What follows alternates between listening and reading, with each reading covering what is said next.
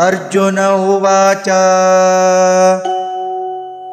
कैर्लिङ्गैस्त्रीन् गुणानेतान् अतीतो भवति प्रभो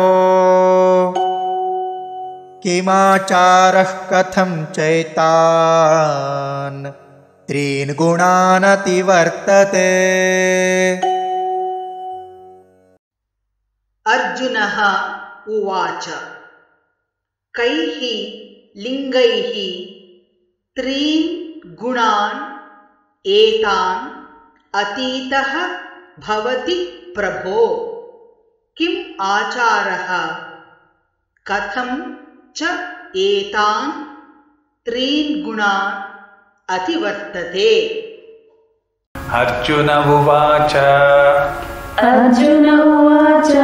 कैर्लिङ्गैस्त्रीन् गुणानेतान्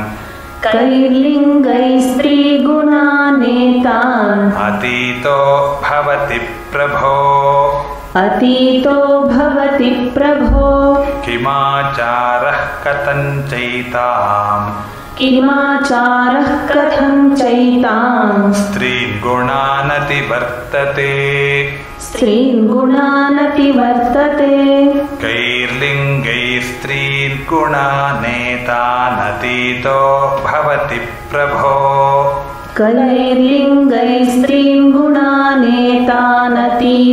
भवति प्रभो किमाचारः कथं